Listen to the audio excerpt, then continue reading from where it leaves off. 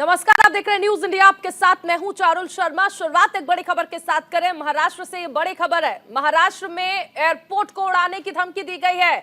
Mumbai airport के terminal 2 को उड़ाने की धमकी दी गई है। दरअसल मेल के जरिए एयरपोर्ट को उड़ाने की धमकी दी गई है। कॉलर ने विस्फोट रोकने के लिए पैसे की मांग की है। बिटकॉइन में $1 मिलियन की मांग की गई है। मुंबई पुलिस ने अज्ञात के खिलाफ केस दर्ज कर लिया है और आईपी एड्रेस को ट्रेस करने की कोशिशें की जा रही हैं। इस वक्त की यह बड़ी खबर आपको बताई जा रही है। महाराष्ट्र में एयरपोर्ट को उड़ाने की धमकी दी गई है। मुंबई एयरपोर्ट के टर्मिनल 2 को उड़ाने की धमकी दी गई है।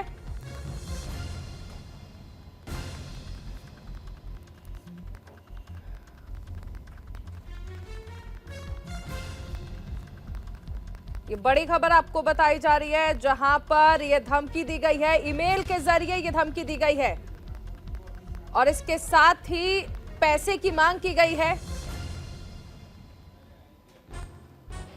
फिलहाल पुलिस आईपी एड्रेस ट्रेस कर रही है और आरोपी का पता लगाने में जुट गई है।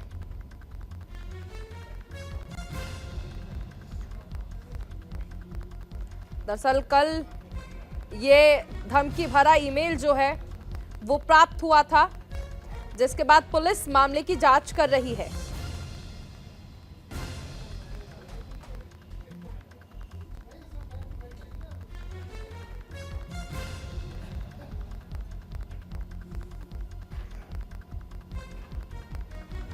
इसके साथ ही आपको ये भी बता दें कि जिस मेल से ये धमकी आई है उसने 48 घंटे के अंदर ये पैसा मांगा है।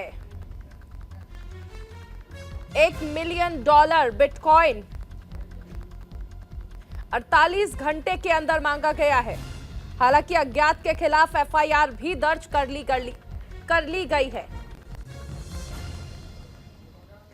थर्सडे को ये जो थ्रेट है, ये जो ईमेल है, धमकी भरा मेल, ये प्राप्त हुआ था, जिसमें मुंबई के टर्मिनल 2 को उड़ाने की धमकी दी गई थी। Chhatrapati Shivaji Maharaj international airport.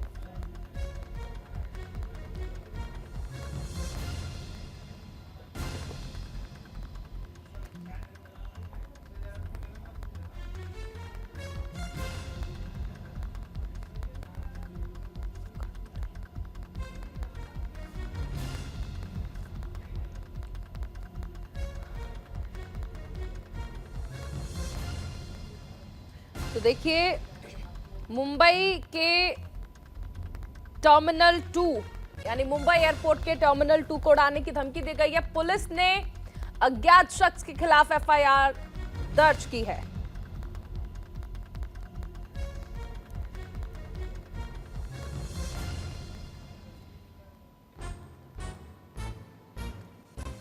$48 घंटे के अंदर $10 लाख मांगे गए हैं। इसमें लिखा गया कि बिटकॉइन के रूप में $10 लाख दो, वरना अगले 48 घंटे में टर्मिनल 2 को बम से उड़ा दिया जाएगा। मुंबई की सहार पुलिस ने एफआईआर दर्ज कर ली है। मामले की जांच की जा रही है।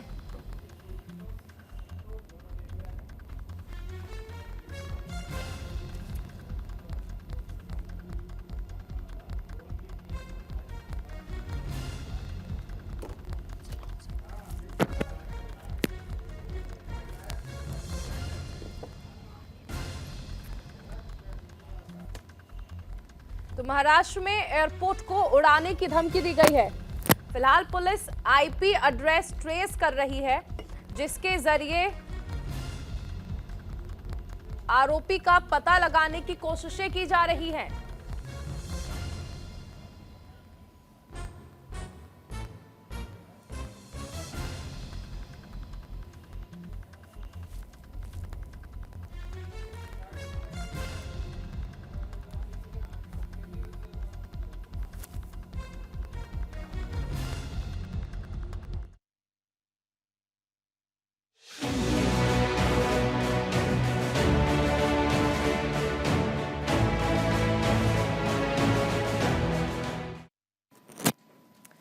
तो चलिए बुलेटिन में अब बात करेंगे दम घोटू हवा की। दिल्ली एनसीआर में जिस तरह से आप देखिए कि दम घोटू हवा ने जिस तरह से कहर बरपाया हुआ है, लोगों को सांस लेने में समस्याएं हो रही हैं। और इससे जुड़ी एक बड़ी खबर, दिल्ली एनसीआर में प्रदूषण से राहत नहीं मिल रही है। प्रदूषण की भयानक स्थिति जो है वो बढ़ती जा रही है, लोगों की परेशानियां जो है वो बढ़ रही हैं। दिल्ली एनसीआर में हवा की गुणवत्ता खराब हो गई है।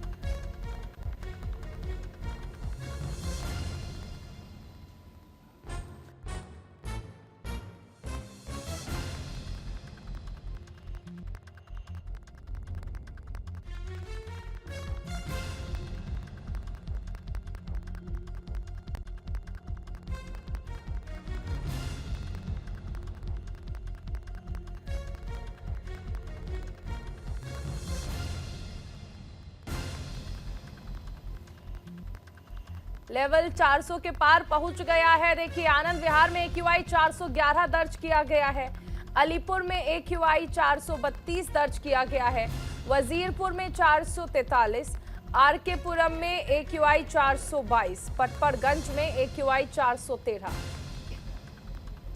अलग अलग इलाकों का AQI बता रहे हैं। गाजियाबाद की बात कर ले तो AQI इंदिरापुरम में 419 दर्ज किया गया है, नोएडा सेक्टर 1 में 339, नोएडा सेक्टर 125 में 348। मुंबई की भी बात करते हैं, एयर क्वालिटी इंडेक्स यहां पर खराब श्रेणी में दर्ज किया गया है। बड़ी खबर आपको बताई जा रही है, दिल्ली एनसीआर में फिलहाल पॉल्यूशन से राहत नहीं मिल रही है। दम घोटू हवाओं ने सभी को परेशान कर दिया है।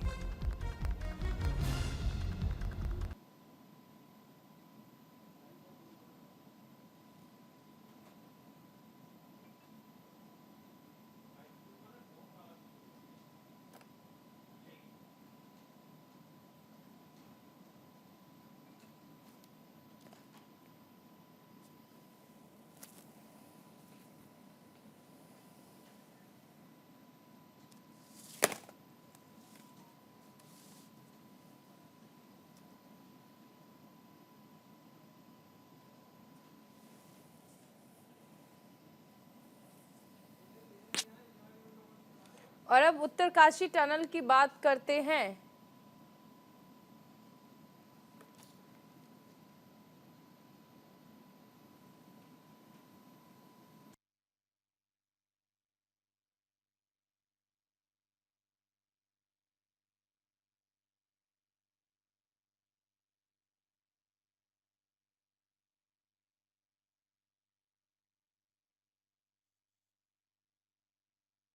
प्रदूषण का कहर। तो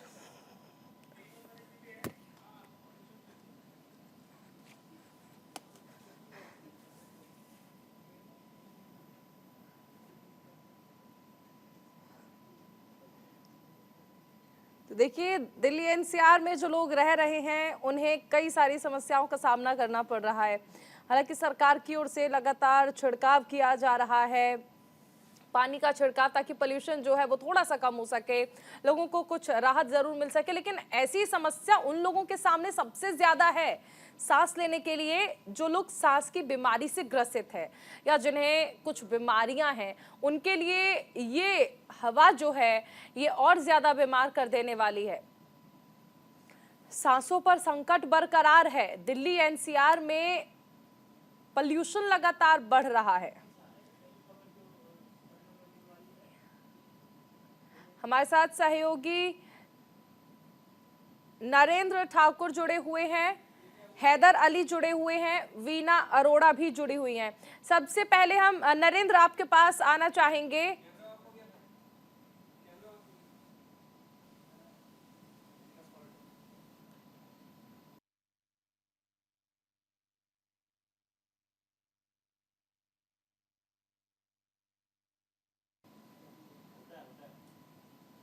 नरेंद्र आपके पास आना चाहेंगे, आपके शहर में फिलहाल जो पोल्यूशन है उसका क्या हाल है, क्योंकि लगातार कई जगह हम देख रहे हैं कि AQI जो है वो बढ़ रहा है।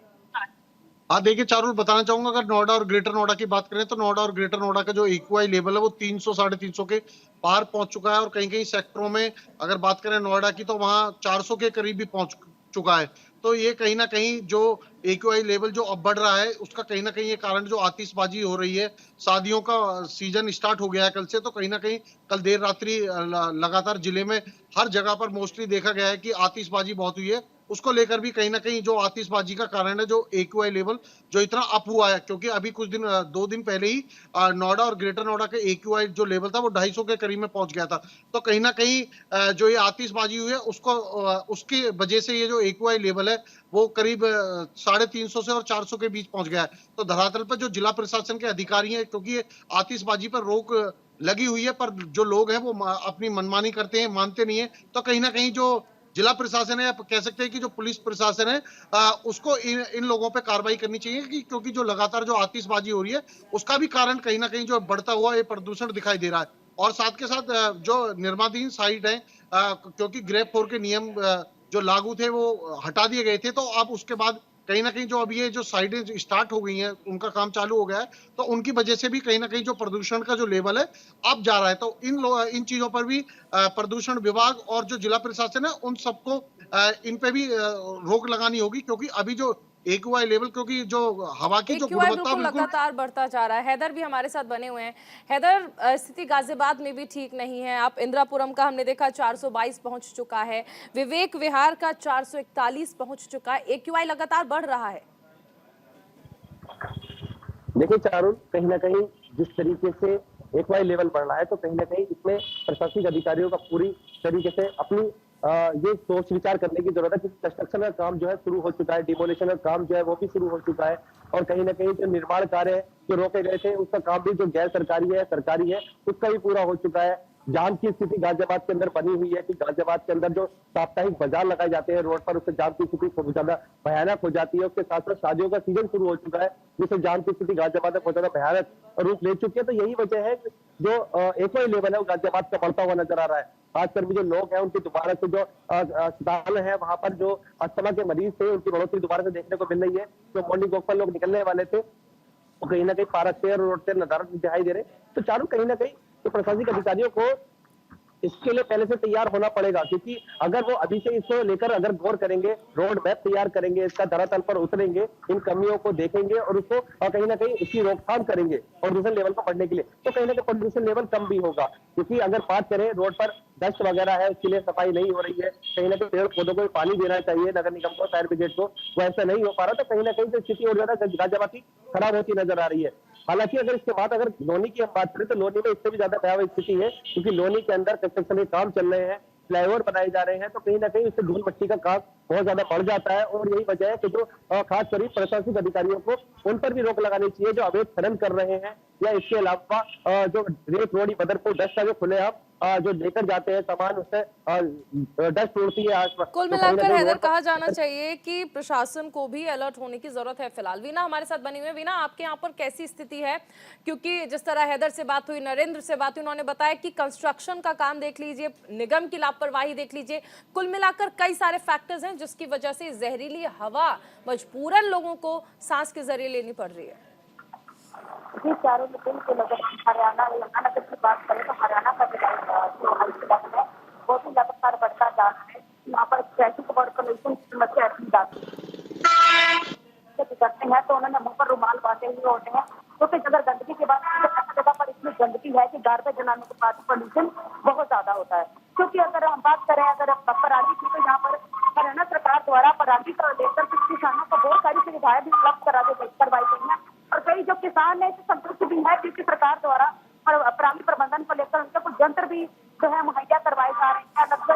और हरियाणा सरकार की अपील पर किसानों ने 1 लाख जो कम है वो धान बोया है, जिससे किसानों ने सरकार की इन बातों की अपील को माना भी है। और जो हरियाणा सरकार है वो किसानों की जो है उनके लिए तो उनके एहसानमंद है, किस तरह से किसानों ने सरकार की बातों को मानकर जो उनकी अपील को माना है, जिसके चलते धान कम बोई गई है और पराली की समस्या को भी बचाया गया है। और उसके अलावा सुप्रीम कोर्ट ने पंजाब सरकार को भी ये कहा था कि अगर उन्हें कुछ सीख लेनी तो हरियाणा सरकार को लेनी चाहिए, क्योंकि जिस तरह से और सुप्रीम कोर्ट के आदेशों पर मुख्यमंत्री मनोहर लाल खट्टर ने टिप्पणी भी की थी, पंजाब सरकार द्वारा किसानों को जो सुविधाएं उपलब्ध करवाई जा रही है वो पर्याप्त नहीं है। देखिए भी ना, कई सारे फैक्टर्स हैं जो प्रदूषण के कारण है, जिन पर सरकार को, निगम को, आम जनता को भी अपनी जिम्मेदारी निभानी होगी और तभी एक साफ और स्वच्छ वातावरण मिल सकता है। शुक्रिया वीना, शुक्रिया हैदर, नरेंद्र, आप सभी का इस तमाम जानकारी के लिए। तो फिलहाल ये कहा जा सकता है कि दिल्ली में जो स्थिति है वो ठीक नहीं है। दिल्ली के साथ साथ हरियाणा की स्थिति भी हमने आपको बताई। फिलहाल आप ये तस्वीरें देखिए, दिल्ली और मुंबई, देश की राजधानी दिल्ली और देश की आर्थिक राजधानी मुंबई, दोनों जगह आप देख सकते हैं कि प्रदूषण की स्थिति किस कदर खराब हो चुकी है। आबो हवा पूरी तरह से बिगड़ चुकी है। तस्वीरें आपको दिखाई जा रही हैं। चलिए, दिल्ली एनसीआर के पोल्यूशन का कहर आप देखिए। 6 तस्वीरें, आनंद विहार, अलीपुर, नेहरू नगर, नोएडा सेक्टर 125, अलग अलग इलाकों की तस्वीरें।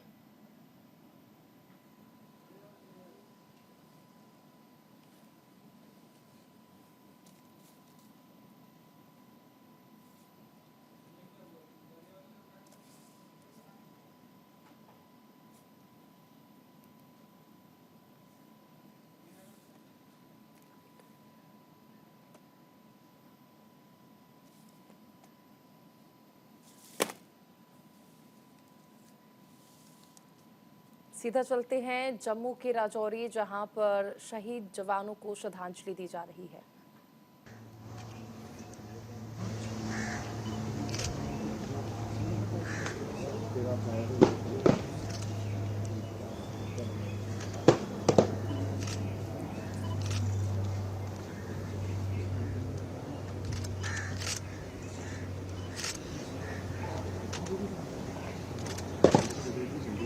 सेना के 2 अधिकारी और 1 जवान शहीद हो गए हैं, जिन्हें श्रद्धांजलि दी जा रही है। जम्मू के राजौरी में जो मुठभेड़ हुई, घने जंगलों में आतंकियों के छिपे होने का इनपुट मिला था, जिसके बाद सुरक्षा बल वहां पहुंचे। मुठभेड़ और उसके बाद सेना के 2 अधिकारी शहीद हो गए, जिन्हें श्रद्धांजलि दी जा रही है। ये देश के वो सच्चे सपूत हैं जिन्होंने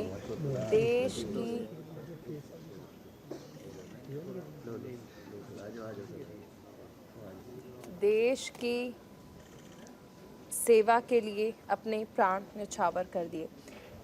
सेना के 5 जवान, जिन्हें इस मुठभेड़ में हमने खो दिया है, लेकिन ये कुर्बानी हमेशा याद रखी जाएगी। देश के लिए प्राण न्यौछावर करने वाले ये 5 वीर सपूत। राजौरी की वो मुठभेड़ जिसमें हमने 5 जवानों को खो दिया।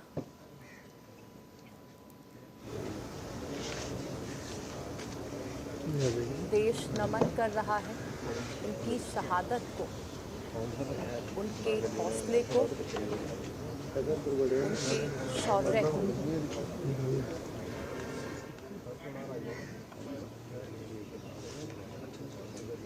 जम्मू के राजौरी में देखिए श्रद्धांजलि दी जा रही है।